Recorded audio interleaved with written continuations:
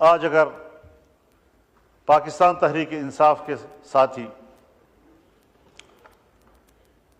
شکایت کر رہے ہیں،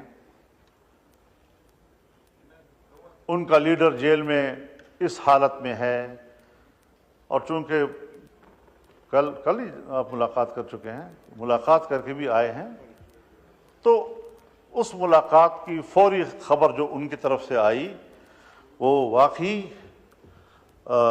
قابل قبول نہیں ہو سکتی۔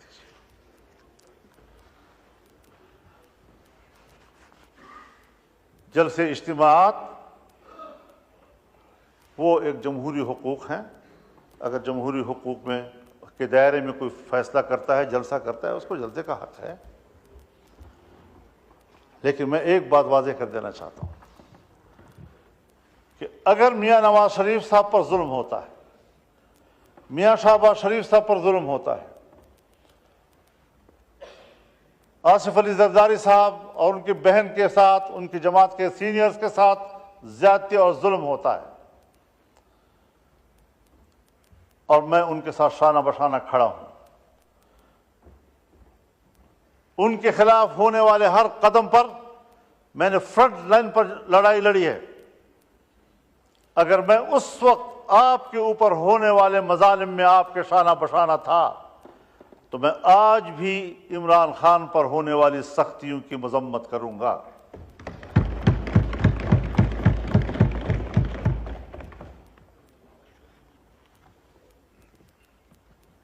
اس میں کوئی شک نہیں ہے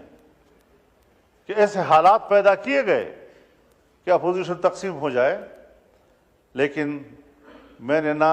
حکومت اور اپوزیشن کو تقسیم ہونے دیا ہے، اور نہ اپوزیشن کو آپس میں تقسیم ہونے دیا ہے، اور نہ پیپلز پارٹی اور مسلم لیگ کو آپس میں تقسیم ہونے دیا ہے۔ میں نے پیپلز پارٹی سے بھی بلکہ حکومت سے بھی درخواست کی تھی کہ آپ یہ مسودہ شنگھائی کوآپریشن کانفرنس کے بعد کریں۔ میں نے پی ٹی آئی سے بھی درخواست کی تھی کہ ان دنوں میں آپ کسی قسم کا کوئی مظاہرہ نہ کریں۔ کیوں؟ باہر سے مہمان آ رہے ہیں، مہمان ویسے بھی قابل قدر ہوتا ہے، گھر میں بھی اگر بھائیوں کے اندر اور عزیزوں کے اندر میں تھوڑی سی کوئی خلش ہوتی بھی ہے تو بھی جب مہمان آتا ہے تو وہ مل کر اس کی خدمت کرتے ہیں، اس کی عزت کرتے ہیں، تو پھر گھر کے داخلی اختلافات اور ناراضگیاں بھول جاتے ہیں۔ یہ ہمارے معاشرے کا اساس ہے، اور میں نے اسی بنیاد پر یہ بات کہی تھی۔ میں شکر گزار ہوں جناب شہباز شریف صاحب کہ آپ نے اس مسودے کو ان دنوں میں اس پر کام کرنا چھوڑ دیا اور اس کو مؤخر کر دیا تھا۔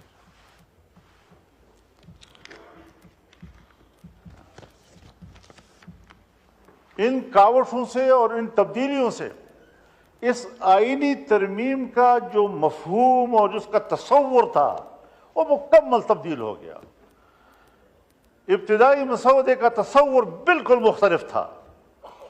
اور اب جو چیز ہم پاس کر رہے ہیں اس کا تصور اس سے بالکل مختلف ہے، اور اس صورت میں ہمیں کسی قیمت پر قابل قبول نہیں تھا، اور آج ہم متفقہ طور پر اس کو دستاویز بنا کر اسمبلی سے پاس کرانا چاہتے ہیں، پارلیمنٹ سے پاس کرانا چاہتے ہیں۔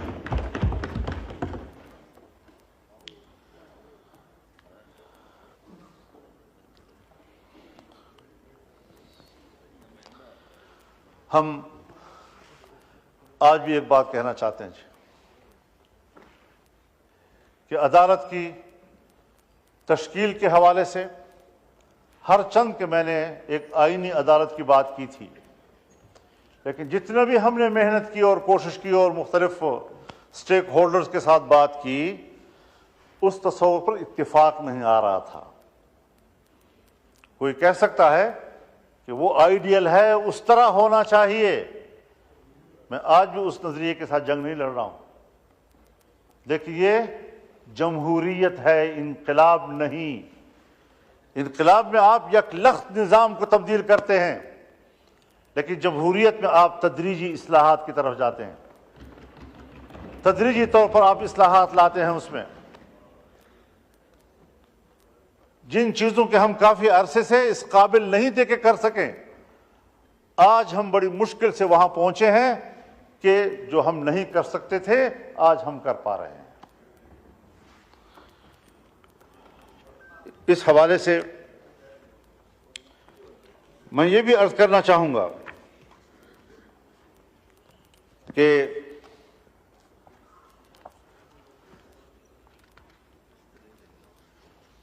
پارلیمنٹ کو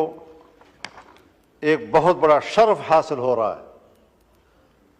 اس پورے پارلیمنٹ کو ایک شرف حاصل ہو رہا ہے، اور پوری پارلیمنٹ جو اسلامی جمہوریہ پاکستان کی پارلیمنٹ ہے، اور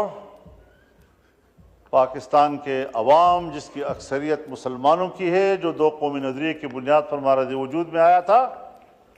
اور آج وہ فیصلہ دے رہی ہے کہ 2028 کے بعد ملک کے اندر ہر طرح کے سودی کاروبار اور معاملات یہ ممنوع ہوں گے اور کاروبار سے پار ہوں گے۔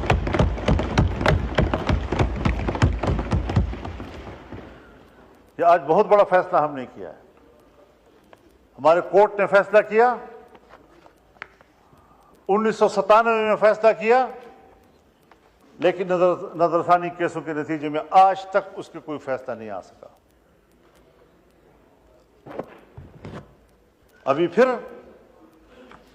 شریعت کورٹ نے اس کے حوالے سے فیصلہ کیا، لیکن کمرشل بینک، عام بینک، وہ دوبارہ نظر ثانی میں چلے گئے، اور وہ اتنی کمزور عدالت ہے ہماری شریعت کورٹ کہ اس کے خلاف کوئی درخواست دے دے تو ان کا فیصلہ معطل ہو جاتا ہے۔ اب اس کو مضبوط بنانا ہے،